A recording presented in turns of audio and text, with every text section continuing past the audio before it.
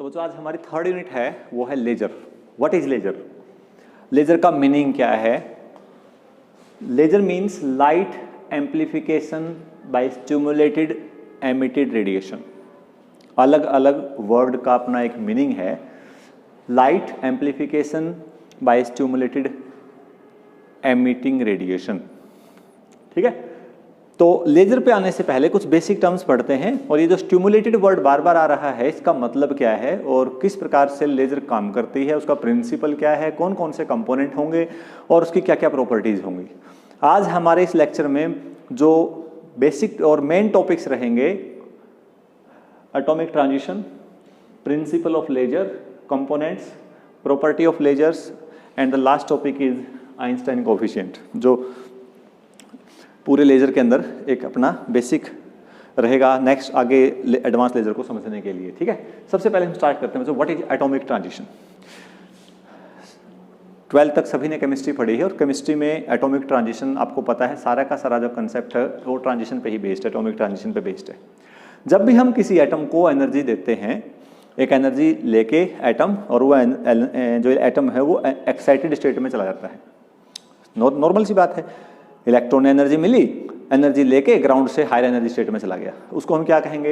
Excited state कहेंगे। क्या कहेंगे बच्चों? उसको एक्साइटेड स्टेट कहेंगे, ठीक है। अब वहां से वो एटम नॉर्मली नीचे आ जाएगा, डी एक्साइट हो जाएगा। अगर कोई भी एटम एक्साइटेड स्टेट में है और वो नेचुरली डी एक्साइट होता है, तो वो प्रोसेस जो है वो कहलाएगा बच्चों स्पॉन्टेनियस एमिशन प्रोसेस। जैसे ये ट्यूब है, ये एक ऑर्डिनरी सोर्स ऑफ लाइट है, सन है ऑर्डिनरी सोर्स ऑफ लाइट है, ठीक है। कोई भी लाइट सोर्स आप यूज कर रहे हो, सारे के सारे sources ordinary source of light है। क्या है बच्चों? वो ऑर्डिनरी सोर्स ऑफ लाइट है, ठीक है।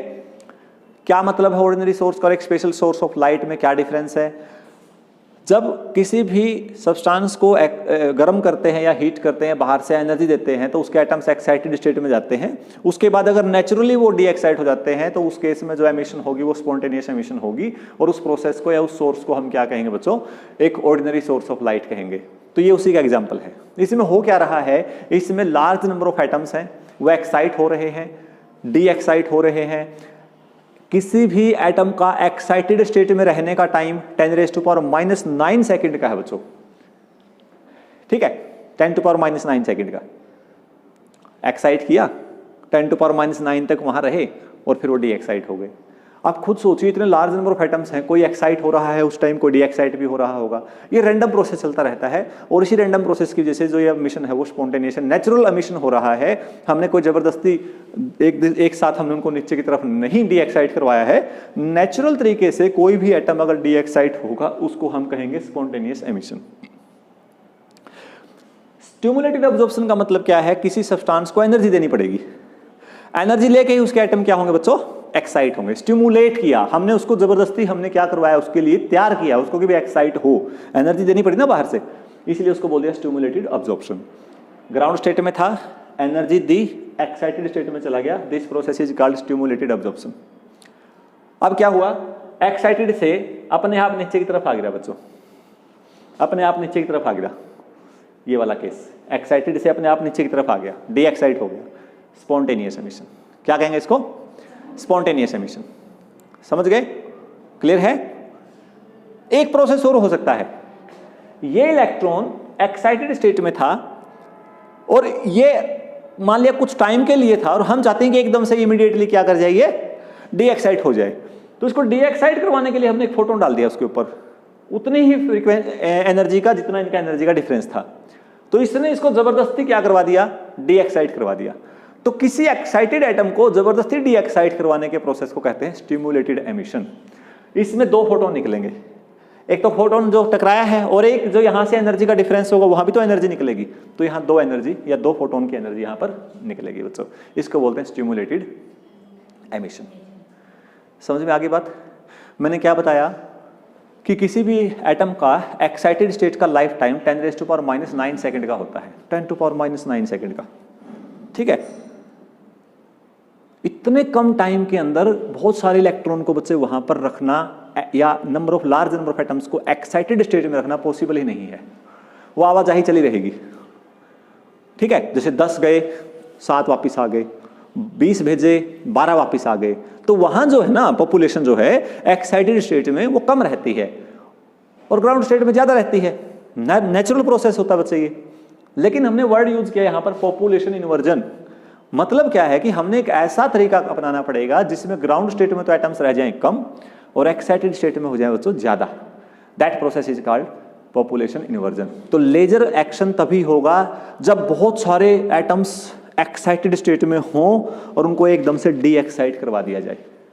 अब क्वेश्चन ये है, मुद्दा ये है, उनको वहां रखें कैसे, जबकि वहां तो रहने का टाइम 10⁻⁹ सेकंड का है, तो रखें कैसे वहां पर?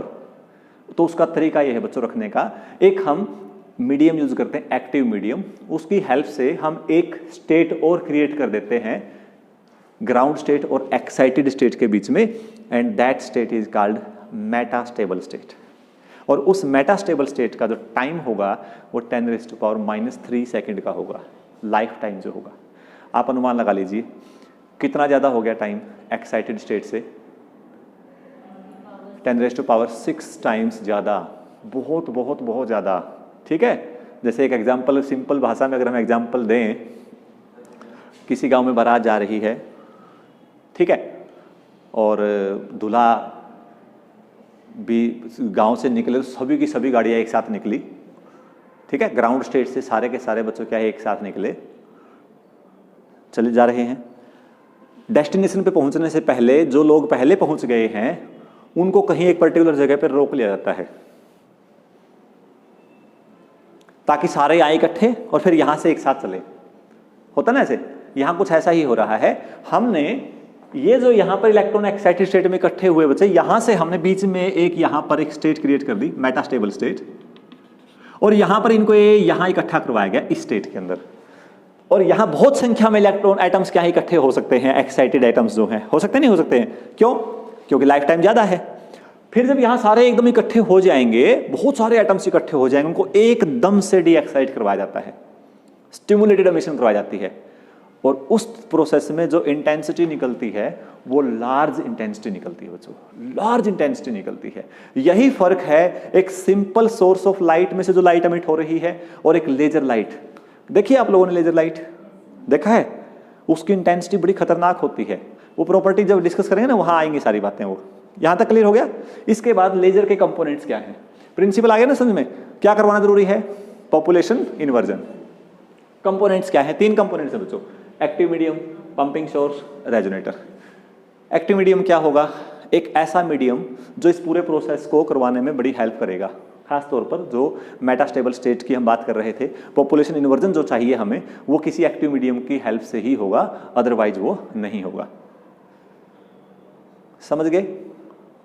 ठीक है, तो क्या होगा फिर जब हम एक्टिव मीडियम ले लिया। एक्टिव मीडियम कुछ भी होता, सामने देखो वहां चार्ट पे, वहां 2 लेजर दिखा रखी हैं शायद, ruby laser, helium neon laser. Last unit के 2 टॉपिक हमारे होंगे, ये 4th यूनिट के, तो उसमें देखना बच्चों हम इनको डिस्कस करेंगे। तो एक में तो एक्टिव मीडियम है बच्चों रूबी क्रिस्टल। रूबी क्रिस्टल क्या होता है एक्चुअली में, एल्यूमिनियम ऑक्साइड दिखाया था देखो वहां पर, और प्लस ये एल्यूमिनियम इनटू रिप्लेस क्रोमियम। जो क्रोमियम है ना, क्रोमियम का जो कंपाउंड है वो वहां पर रूबी क्रिस्टल का काम करता है।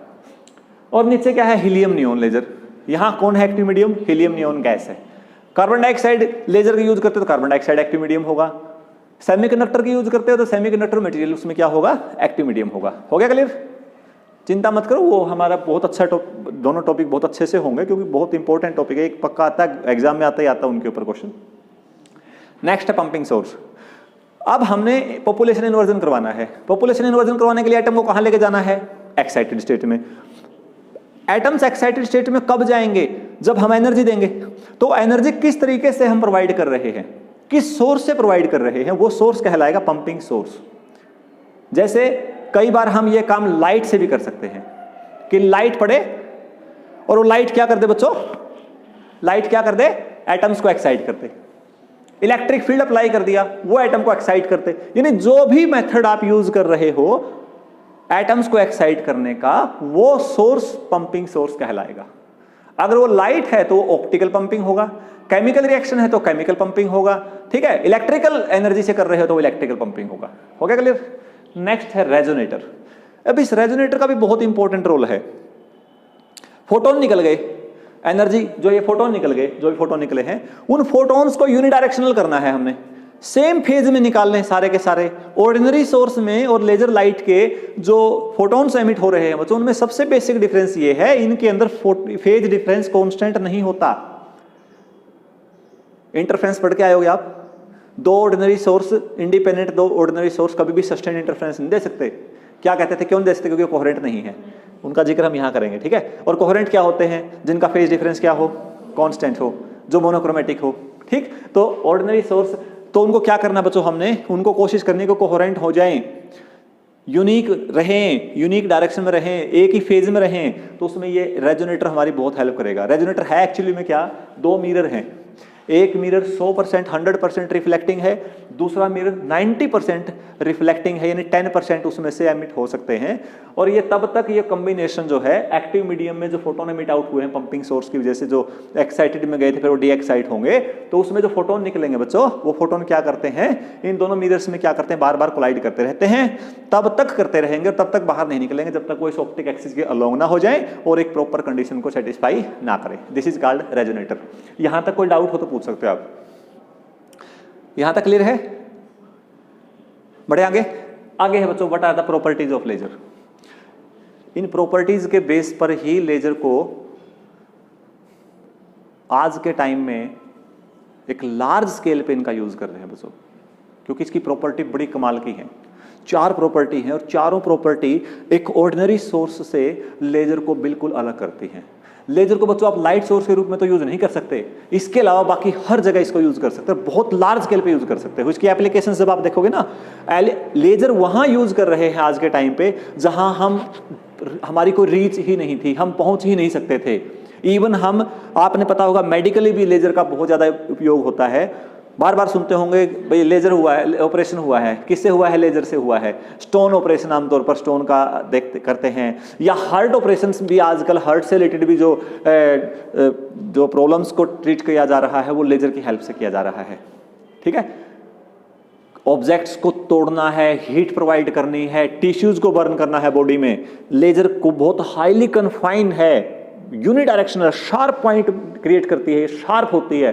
तो जिस पॉइंट पे आप चाहते हो वहीं पर क्या करेगी, इसको इंपोज कर सकते हो और उसको डैमेज करेगा, बाकी किसी पोर्शन को अफेक्ट नहीं करेगा। बड़ी से बड़ी चट्टान को तोड़ सकता है, एनर्जी का कोई मतलब इसका तोड़ नहीं है। और बहुत हाई क्लास पे एक्सपेरिमेंट्स भी क्या है आजकल हम लेजर की हेल्प से करते हैं, ठीक है। तो प्रॉपर्टी कैसे हैं, सबसे पहले first property directionality. What do you mean by directionality? कोई भी लाइट सोर्स ट्रैवल कर रहा है और ट्रैवल करते हुए अगर उस लाइट सोर्स में डाइवर्जेंस कम होता है, फैलावट कम होती है, स्ट्रेट लाइन चलता है, ट्रैवल उसी डायरेक्शन में रहता है यूनिडायरेक्शनल में, इसका मतलब वो हाईली डायरेक्शनल है। और लेजर के अंदर ये खास प्रॉपर्टी है बच्चों। मान लेते हैं यहां से लाइट सोर्स से लाइट निकली और जैसे जैसे वो आगे बढ़ेगी उसके अंदर बेंडिंग आना शुरू होगी। जिस पॉइंट पर बेंडिंग स्टार्ट होती है उस डिस्टेंस को फ्रेजनल डिस्टेंस कहते हैं और उसको हम d² से निकाल सकते हैं। लैम्डा लाइट की वेवलेंथ है सोर्स की, और जो d क्या है उसका अपर्चर है, डायमीटर जहां से वो लाइट एंटर की है। तो कम से कम इतने डिस्टेंस तो वो स्ट्रेट ट्रैवल करेगी। उसके बाद क्या है बच्चों, वो आगे की तरफ बढ़ना शुरू कर देगी, डाइवेट क्या करेगी, उसमें डाइवर्जेंस आएगा। ये जो है यहां से यहां तक, इसको एज लेंथ भी कहते हैं। क्या कहते हैं उसको? What is edge length? ये वो लेंथ है जहां तक लाइट ट्रैवल करते करते यहां तक उसकी इंटेंसिटी यहां के कंपैरेटिवली e टाइम्स कम हो जाएगी, 1/e टाइम्स हो जाएगी। e मतलब एक्सपोनेंशियल फैक्टर, वैल्यू 2.71 अप्रोक्सीमेटली। अगर यहां 100 वाट है ना तो यहां उसकी इंटेंसिटी हो जाएगी बच्चों 100/2.7 वाट पर स्क्वायर मीटर। क्लियर? तो इस प्रकार से इससे यहां ये एंगल आया, और जो ये एंगल आता है बच्चों ये डिपेंड करता है लैम्डा और डी पे, मतलब कितना डाइवर्जेंस ज्यादा होगा वो वेवलेंथ पे और डी पे डिपेंड करता है। और ये पाया गया कि जो लेजर है, ध्यान से सुनना, इंटरेस्टिंग है, 1 मीटर डिस्टेंस अगर लेजर ट्रैवल करती है मतलब यहां से 1 मीटर डिस्टेंस लेजर ट्रैवल करती है, उसमें जो डाइवर्जेंस आता है वो 0.01 मिलीमीटर का डाइवर्जेंस आता है। और उसके कंपैरेटिवली अगर कोई लाइट सोर्स ट्यूब लेते हैं, बल्ब लेते हैं, उसका डाइवर्जेंस देखते हैं, इसके कंपैरेटिवली वो डाइवर्जेंस कई गुना ज़्यादा आता है बच्चों। इसलिए हम कहते हैं लेज़र हाईली डायरेक्शनल है। एक एग्जांपल अगर मैं बताऊं आपको, अर्थ से अगर मून पे हम लाइट भेजें, लेज़र लाइट भेजें, 3,84,000 किलोमीटर की डिस्टेंस है, वहां तक लेज़र ट्रैवल करते करते जस्ट फ्यू किलोमीटर का डाइवर्जेंस आता है लेज़र लाइट में। इसीलिए लॉन्ग डिस्टेंस एक्सपेरिमेंट में लेज़र का कोई मुकाबला नहीं है। ऑर्डिनरी सोर्स सारे फेल हो जाते हैं। हमने लाइट को फोकस करना पड़ता है लेंस की हेल्प से। ये ऑलरेडी फोकस्ड है, ये ऑलरेडी बीम के रूप में चलती है, जबकि ये फोकस्ड, ये बीम नहीं है, ये फोकस्ड नहीं है। हम एक्सपेरिमेंट करते हैं लैब में, अपने सोडियम लैम्प के एक्सपेरिमेंट किए होंगे बच्चों, है ना? क्या करते हैं, उनको फोकस करवाते नहीं करवाते हैं? इसको जरूरत ही नहीं है इसके लिए, ये ऑलरेडी फोकस्ड है, तो हाईली डायरेक्शनल है। क्लियर? Second point. इसके बाद आते हैं बच्चों हम, सेकंड पॉइंट हो गया अपना मोनोक्रोमेटिसिटी। मोनोक्रोमेटिसिटी का मतलब होता है एक सोर्स जिसमें से लाइट सिंगल वेवलेंथ की निकलती हो। This is not a monochromatic source. कोई भी ऑर्डिनरी सोर्स है वो मोनोक्रोमेटिसिटी उसकी बहुत कम होती है। हमारे पास ले देकर एक ही सोर्स आमतौर पर यूज करते हैं मोनोक्रोमेटिक के रूप में, वो है सोडियम लैंप। करते हैं नहीं करते हैं, लेकिन वो भी हाईली मोनोक्रोमेटिक नहीं है। मोनोक्रोमेटिक होने का मतलब सिंगल वेवलेंथ का सोर्स होना चाहिए। इस वर्ल्ड के अंदर कोई भी सोर्स परफेक्टली मोनोक्रोमेटिक हो ही नहीं सकता। हेजनबर्ग अनसर्टेनिटी प्रिंसिपल ये कहता है delta E into delta T there will be, उनके जो प्रोडक्ट में है ना, पक्की कुछ ना कुछ अनसर्टेनिटी आएगी। एनर्जी एक्यूरेट है, टाइम अनसर्टेन हो जाएगा, टाइम एक्यूरेट है, एनर्जी अनसर्टेन हो जाएगी। इसीलिए बच्चों हमें कभी भी परफेक्ट मोनोक्रोमेटिक लाइट रिसीव नहीं होगी, अप्रोक्सीमेशन होगा। हम कंपेयर करेंगे इस सोर्स के कंपैरेटिवली कौन सा ज़्यादा मोनोक्रोमेटिक है। इसके कंपैरेटिवली सोडियम लैंप ज़्यादा मोनोक्रोमेटिक है, उसके कंपैरेटिवली लेजर ज़्यादा मोनोक्रोमेटिक है। और उसका चेक करने का तरीका देखो, हमने ग्राफ बनाया जो लाइट सोर्स से निकल रही है उसकी इंटेंसिटी का, और उसकी जो फ्रीक्वेंसी निकल रही है साथ में अलग अलग फ्रीक्वेंसीज उनका। ये देखा गया यहाँ से इसके आसपास बच्चे हमें बहुत ज़्यादा इंटेंसिटी मिल रही है, तो ये इंटेंसिटी बहुत कम है। अलग अलग फ्रीक्वेंसी निकल तो रही है, लेकिन ये फ्रीक्वेंसी हमें कम रिसीव होंगी, वो हमें दिखाई नहीं देंगी, हमें उनको महसूस नहीं होंगी। क्यों? क्योंकि उनकी इंटेंसिटी क्या है? कम है। हमें कौन सी महसूस होंगी बच्चों? हमें यहाँ वाली फ्रीक्वेंसी महसूस होंगी, क्योंकि इनकी इंटेंसिटी क्या है? ज़्यादा है। ये जो ग्राफ है ऑर्डिनरी सोर्स का है। इसकी जगह अगर मैं लेजर ले लूँ, लेजर लाइट ले लूँ, तो लेजर लाइट का ग्राफ कुछ इस तरह से आता है। क्या शो कर रहा है? ये लेजर लाइट में बहुत कम फ्रीक्वेंसी का वेरिएशन होगा, वेरी स्मॉल रेंज में ही हमें मैक्सिमम इंटेंसिटी मिलेगी, और यहां बहुत वाइड रेंज में क्या है बच्चों? मैक्सिमम इंटेंसिटी मिल रही है। तो यहां फ्रीक्वेंसी का रेंज ज्यादा होगा, और जिस सोर्स में फ्रीक्वेंसी रेंज ज्यादा है तो उसकी मोनोक्रोमेटिसिटी क्या होगी? कम होगी। और जिसके अंदर फ्रीक्वेंसी रेंज कम है उसकी मोनोक्रोमेटिसिटी क्या होगी बच्चों? तो जिस सोर्स के लिए ये वैल्यू कम आएगी वो हाईली मोनोक्रोमेटिक होगा, और लेजर के लिए इसकी वैल्यू बहुत बहुत कम आएगी। एक ऑर्डिनरी सोर्स के कंपैरेटिवली इसकी जो वैल्यू आती है वो 10⁻⁷ टाइम्स ज्यादा आती है लेजर लाइट की। आप यहां से अनुमान लगा सकते हो कि इसकी मोनोक्रोमेटिसिटी कितनी ज्यादा होगी। Have you got my point? Clear हो गया यहां तक? नेक्स्ट पॉइंट पे आते हैं बच्चों। इससे पहले हम ये करते हैं intensity of laser light. Intensity का मतलब क्या है भाई? इस लाइट सोर्स की energy per second unit area पे मैं कितनी रिसीव कर रहा हूं यहां खड़ा खड़ा। आप कितनी कर रहे हो, पीछे कितनी कर रहे हैं। और आप नोट करते हैं कि जैसे आप सोर्स से दूर होते जाएंगे आप उस सोर्स की energy per second per unit area कम रिसीव करोगे, तो इंटेंसिटी कम होगी। अब एक एग्जाम्पल करके देखा गया, एक एक्सपेरिमेंट किया गया या एक एग्जाम्पल लिया गया। यहां पर एक बल्ब लगाया 100 वाट का, आप उसे 10 मीटर की डिस्टेंस पे खड़े हो गए। 10 मीटर की डिस्टेंस पे आपने एक स्क्वायर सेंटीमीटर का एरिया ले लिया और एक डिवाइस लगा दी जो वहां पर एनर्जी को मापेगा कितनी एनर्जी वो रिसीव कर रहा है। कितने से? कितने बल्ब से? 100 वाट के बल्ब से 10 सेंटीमीटर पे चेक कर लिया। उस बल्ब को हटा दिया, उसकी जगह हमने 1 वाट की लेजर लगाई। उतने ही सेंटीमीटर पे खड़े हुए 10 सेंटीमीटर पे फिर से हमने एक सोर्स से क्या किया बच्चों? एनर्जी को चेक किया, एनर्जी को मेजर किया, और हैरान रह गए। सेकंड केस में जो एनर्जी का फैक्टर आया वो फर्स्ट केस के कंपैरेटिवली बहुत बहुत बहुत बहुत ज्यादा आया, अनएक्सपेक्टेड। मतलब ये कहेंगे कि लेजर लाइट की इंटेंसिटी एक ऑर्डिनरी सोर्स की इंटेंसिटी से बहुत बहुत बहुत ज़्यादा है। आप कंपेयर करके देखना, इसमें आपको पता चल जाएगा। बहुत हाई वैल्यू आती है, 10⁹9-10 के ऑर्डर के, उसमें बच्चे क्या है लेजर लाइट ज़्यादा होगी। कमाल देखिए, वो 100 वाट का था और ये 1 वाट की थी, और फिर भी उतनी डिस्टेंस पे कई लाख करोड़ गुना ज़्यादा इंटेंसिटी है लेजर की as compare to ordinary source. Clear. Next आता है बच्चों कोहेरेंस, जिसका मैं जिक्र कर रहा था। कोहेरेंस, किसी भी सोर्स के अंदर कोहेरेंस की प्रॉपर्टी बहुत मायने रखती है। कोहेरेंस दो टाइप का होगा, स्पेशल कोहेरेंस, एक होता है बच्चों टेम्पोरल कोहेरेंस। मैं यहां लिख लेता हूं उसको, टेम्पोरल कोहेरेंस को, टेम्पोरल कोहेरेंस।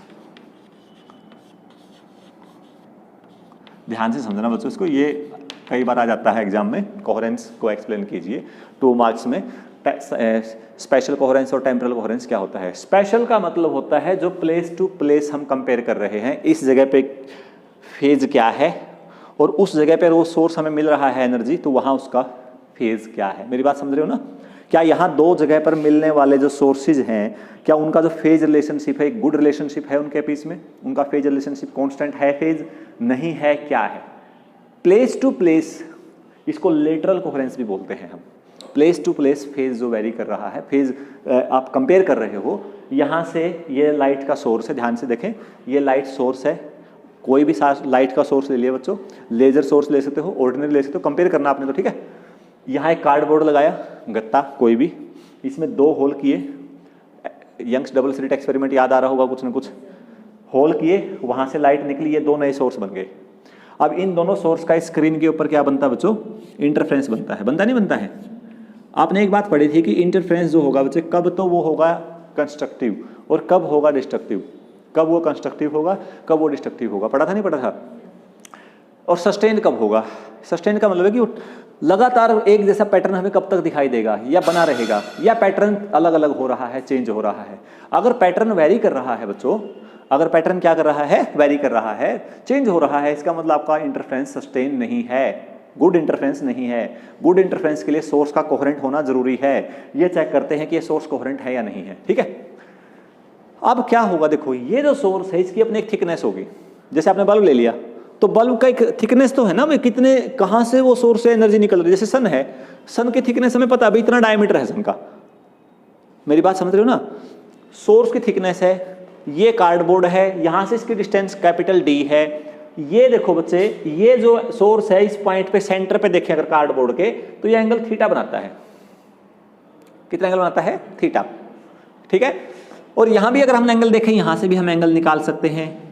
वाई की टर्म में भी एंगल आ जाएगा और यहां से ए की टर्म में भी एंगल आ जाएगा। तो ये पाया गया, ये होल जो 2 करने हैं आपने कार्डबोर्ड में, ये सोच समझ के करने हैं, ऐसे नहीं 2 पिन कहीं भी 2 पिन लगा दी मतलब होल कर दिए, बन गया हमारा सोर्स। वो डिपेंड करता है बच्चों, जो सोर्स आपने लिया उसकी थिकनेस क्या है और उस सोर्स को आपने इस कार्डबोर्ड से कितना डिस्टेंस पे लिया है। वो 2 बातें डिसाइड करेंगी कि हमारा सोर्स जो है यहां पर, ये दोनों मोनोक्रोमेटिक रहेंगे या कोहेरेंट रहेंगे या नहीं रहेंगे। That is called special coherence. और ये डिसाइड कौन करेगा?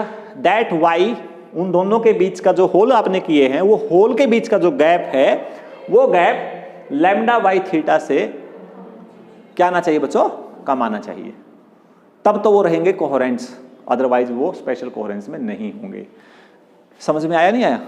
नेक्स्ट है बच्चों टेम्पोरल कोहेरेंस। ये भी बड़ा मजेदार है। देखिए क्लासिकल में हमारी बहुत सारे लिमिटेशंस है बच्चों। हमें लाइट जो है ना वो एक ही तरह से नजर आ रही है, कंटिन्यूअस एक जैसी लाइट निकल के आ रही है लगातार। और लेजर लाइट भी हमें ऐसे लगता है कि वो एक जैसी लाइट हमें कंटिन्यूअसली सेम पैटर्न में हमें लाइट मिल रही है, लेकिन ऐसा नहीं होता, ऐसा नहीं होता। उसके अंदर क्या है, जो लाइट निकल रही है बच्चों, वो पैटर्न बना, फिर हो सकता है नेक्स्ट कुछ और पैटर्न आए, उसके नेक्स्ट पर कुछ और पैटर्न आए।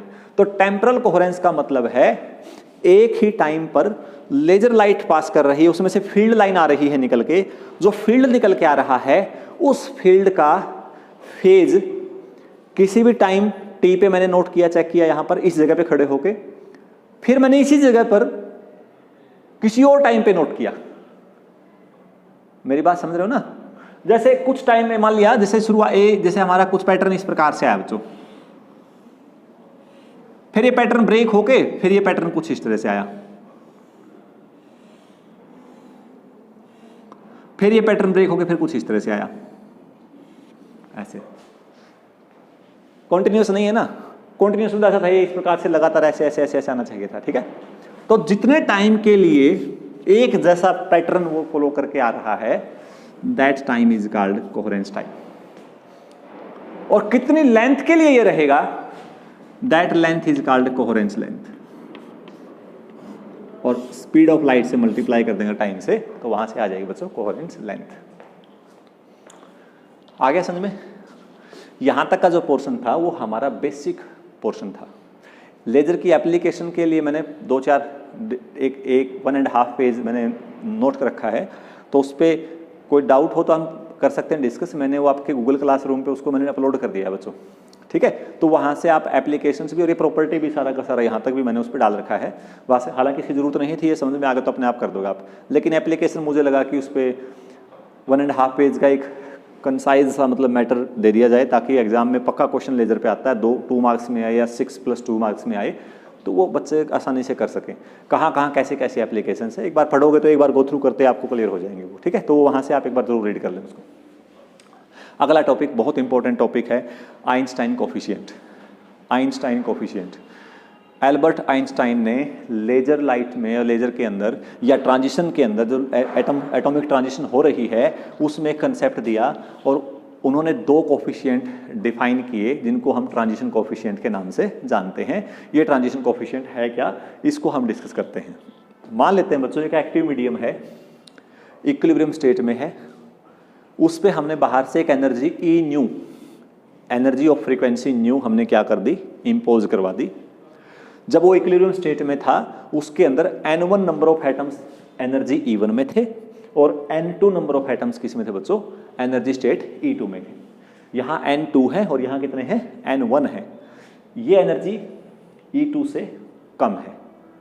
एनर्जी डाली, एनर्जी डालने से क्या हुआ, कुछ एटम्स E1 एनर्जी स्टेट के एनर्जी लेकर जंप कर गए, कहाँ चले गए, कितनी एनर्जी लेकर चले गए, E2 माइनस E1 एनर्जी लेकर वो नेक्स्ट उसमें जंप कर गए। जैसे वो यहां से यहां जंप किए, कौन सा अब्जॉर्प्शन हुआ, स्टिमुलेटेड अब्जॉर्प्शन हुआ। अब वो अब्जॉर्प्शन होने के बाद 2 प्रकार के प्रोसेस हो सकते हैं, या तो स्पॉन्टेनियस एमिशन होगा। स्पॉन्टेनियस एमिशन के लिए हमने कोफिशिएंट यूज किया A21। A21 का मतलब है एमिशन ऑफ इलेक्ट्रॉन और फोटोन या transition of electron from higher energy state to lower energy state spontaneously, अपने आप। B12 मैंने कोफिशिएंट डिफाइन किया एनर्जी देकर, जब हम इलेक्ट्रॉन को ग्राउंड स्टेट से हायर एनर्जी स्टेट में लेके गए हैं, उसको बोलेंगे B12 कोफिशिएंट। जबरदस्ती यहां से इलेक्ट्रॉन को यहां अगर आप ड्रॉप करवा रहे हो एनर्जी फोटोन H न्यू डालकर, तो उस कोफिशिएंट को कहेंगे B21। This is transition probability from 2 to 1 per unit time per unit energy density. This is transition probability from 1 to 2 पर unit time per unit energy density. इसमें भी हमें energy की जरूरत पड़ी, इसमें भी हमें एनर्जी की जरूरत पड़ी, ना तो ये बगैर एनर्जी के होगा ना ये बगैर एनर्जी के होगा, लेकिन ये बगैर एनर्जी के हो जाएगा, ये अपने आप आएगा।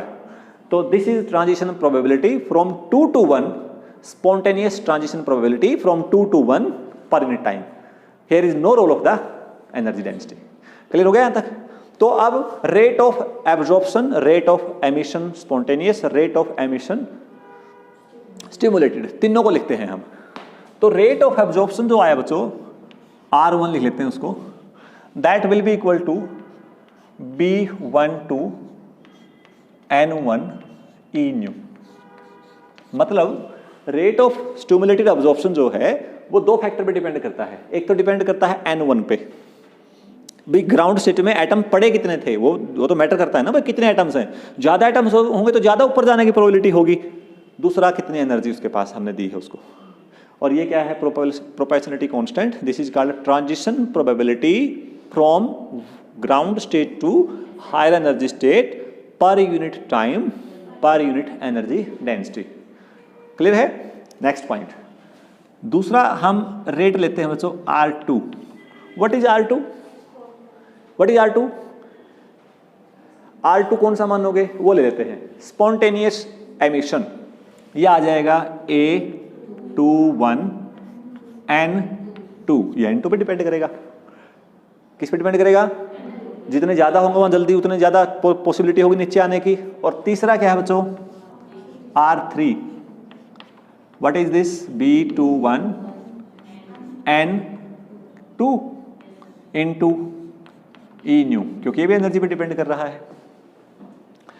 इक्विलिब्रियम स्टेट में क्या होगा, जितने ऊपर गए हैं उतने ही दोनों प्रोसेस से नीचे आ रहे हैं, तो टोटल क्या रहेंगे, कांस्टेंट रहेंगे। तो ऊपर कितने गए बच्चों in thermal equilibrium, B12 N1 E nu is equal to A21 N2 plus B21 N2 E nu. यहां से क्या निकाल लेंगे बच्चों, हम यहां से E न्यू निकाल लेते हैं। E न्यू के लिए क्या करना पड़ेगा, इसको इधर लेके जाना पड़ेगा, तो इन दोनों में से आएगा B12 N1 minus B21 N2। तो E न्यू को मैं डायरेक्ट लिख देता हूं यहां पर, E न्यू आ जाएगा बच्चों A21 N2 divide by B12 N1 minus आ गया बच्चों B21 N2, ये आ जाएगा बच्चों एनर्जी। ओके ठीक है। लेकिन मैक्सवेल बोल्ट्जमैन स्टैटिस्टिक्स ये कहती है कि किसी भी एनर्जी स्टेट में एटम्स के होने की जो प्रोबेबिलिटी है, चांसेस हैं, कितने नंबर ऑफ एटम्स होंगे, वो किस फैक्टर पे डिपेंड करते हैं, N1 is equal to N0 e raise to power minus E1 by KT, और N2 क्या होगा बच्चों, N0 e raise to power minus E2 by KT। वो एक्सपोनेंशियली डिपेंड कर रहे हैं, और वहां टेम्परेचर का फैक्टर भी बड़ा इंपॉर्टेंट है बच्चों। हो गया, डिवाइड कीजिए इनको डिवाइड करने पर यहां से एक थोड़ा सा और इसमें आप कष्ट कर लें, इसको लिख लें ऐसे A21, इसमें से बच्चों B21 N2 कॉमन निकाल लो, B21 N2 कॉमन निकालोगे तो बाहर आ जाएगा B21 N2 से कैंसिल आउट, अंदर आएगा B12 N1 divide by B21 N2 minus 1, ये आ जाएगा बच्चों हमारा एनर्जी का डिपेंड्स ऑन एनर्जी डेंसिटी, इस फैक्टर में आ जाएगी। ठीक है। और एक फर्स्ट चैप्टर में हमने एनर्जी डेंसिटी का फैक्टर डिस्कस किया था, क्लासिकली एनर्जी डेंसिटी क्या आती है और फ्रीक्वेंसी पे कैसे डिपेंड करती है। ध्यान होगा आप लोगों को, मैक्स प्लैंक लॉ जो हमने पढ़ा था एनर्जी का, फर्स्ट बिल्कुल स्टार्टिंग क्लासिकल फिजिक्स से हम धीरे धीरे क्वांटम की तरफ गए थे, क्या क्या लिमिटेशंस थी, वहां ये टॉपिक हमने डिस्कस किया था। तो वहां जो ये ई न्यू है ना बच्चों, ये ई न्यू का फैक्टर आया था 8 पाई स्क्वायर, 8 पाई h स्क्वायर c क्यूब, नहीं h आएगा यहाँ स्क्वायर आएगा, और ये आएगा न्यू क्यूब, फ्रीक्वेंसी की बात कर रहे हैं हम, nu cube divide by c cube bracket 1 divide by e raise to power h nu by KT minus 1। ये बड़ा फेमस फॉर्मूला है एनर्जी डेंसिटी का, बहुत ही फेमस फॉर्मूला बच्चों, E nu is equal to this. मैं एक बार फॉर्मूला चेक कर लेता हूँ ठीक है नहीं है। हाँ मुझे डाउट था इसमें कि पाई स्क्वायर नहीं आएगा बच्चों, पाई आएगा, यहाँ पर पाई आएगा, पाई। ठीक है, यहाँ भी E न्यू मिला हमें और यहाँ भी E न्यू मिला, दोनों को कंपेयर करोगे तो क्या क्या लग रहा है आपको। पहली बात तो A21 डिवाइड बाई B21, इसकी जो वैल्यू आ गई बच्चों वो आ गई कितनी, 8 पाई h new cube divide by c cube. तो यहाँ से हम कह सकते हैं A21 divide by B21 is proportional two cube of frequency. कह सकते हैं नहीं कह सकते हैं, कह सकते हैं। ठीक है, दूसरा इसको इसके साथ कंपेयर करोगे, इन दोनों को अगर आप कंपेयर करें बच्चों, N1 बाई N2 कितना आया था, देखो यहां से N1 बाई N2 निकालियो कितना आएगा, डिवाइड कर दो, ये कैंसिल आउट, E ये डिवाइड बाई ये था तो ये आएगा माइनस का, ये प्लस का, E2 minus E1 divide by KT, और E2 माइनस E1 जो है बच्चों वो है h new, E2 minus E1 क्या है, h न्यू। तो ये आ जाएगा h nu divide by KT। ठीक है, यहाँ N1/N2 की जगह तो आ गया Ehν/kT। तो यानी अगर इस फार्मूले E न्यू को मैं दोबारा से लिखूँ यहाँ पर, तो ये कुछ इस टाइप से आ गया बच्चों, A21 divide by B21 bracket B12 divide by B21 e⁻hν/kT -1। अब इन दोनों को कंपेयर करो बच्चों। ये फैक्टर तो हमने ऑलरेडी लिख दिया, ये आया था।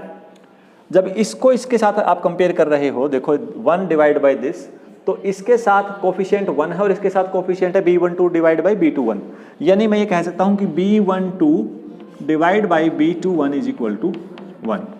और ये बड़ा इंटरेस्टिंग रिजल्ट निकल के ये आया कि जो B12 है B21 के इक्वल आएगा। समझ गए? यानी stimulated transition probability for stimulated absorption per second per unit energy density is equal to transition probability for stimulated emission per unit time per unit energy density। यानी ये दोनों कोफिशिएंट्स क्या आएंगे बच्चों? सेम आएंगे। ओके, अब बात रहती है ये वाली। यहाँ से अगर मैं इसको ध्यान से देखें, इसकी वैल्यू तो 1 होगी, इसकी वैल्यू क्या होगी? 1 होगी। तो हमें यहाँ से A21 B21 divide by E nu is equal to किसके आया? Ehν/kT -1। ठीक है, अब एक केस लगाते हैं बच्चे। यहां पर हम पहला केस हम करते हैं। अगर hν kBT से बहुत बहुत कम है, hν kBT से बहुत बहुत कम है, इसका मतलब hν डिवाइड बाई kBT 1 से बहुत बहुत कम आएगा, बहुत बहुत कम आएगा। और एक्सपोनेंशियल फैक्टर कैसे खोल सकते हो आप? e⁻x इज इक्वल टू खोलेंगे 1 + x एंड सो ऑन। तो 1 से 1 कैंसिल आउट हो गया, तो ये फैक्टर आएगा बच्चों hν डिवाइड बाई kT, क्योंकि 1 से 1 कैंसिल आउट हो जाएगा और हायर ऑर्डर टर्म को कर देंगे नेगलेक्ट इसकी वजह से। ठीक है, क्या आया फिर? ये वैल्यू अगर hν kBT से बहुत बहुत कम है तो इसका ये पूरा फैक्टर 1 से बहुत बहुत कम आ गया, और ये फैक्टर 1 से बहुत बहुत कम आ गया। इसका मतलब A21 जो है is very very small as compare to B21 into E nu. ये क्या है? स्पॉन्टेनियस एमिशन, और ये क्या है? Stimulated emission. यानी स्पॉन्टेनियस एमिशन स्टिमुलेटेड एमिशन के कंपैरेटिवली बहुत बहुत बहुत कम होगी। तो कौन डोमिनेट करेगा इस केस में? स्टिमुलेटेड एमिशन डोमिनेट करेगा। कब करेगा? जब एनर्जी डिफरेंस hν kBT से बहुत बहुत कम होगा। T is the absolute temperature of that medium at that time. अगर उल्टा हो जाए, hν इससे बहुत बहुत ज़्यादा हो जाए, तो यही केस उल्टा हो जाएगा बच्चों, और उस केस में स्पॉन्टेनियस एमिशन जो है वो बहुत बहुत ज़्यादा आएगा as compare to stimulated emission. Okay, so this is all about your today's topic. Laser का बेसिक पार्ट हमारा आज हो गया।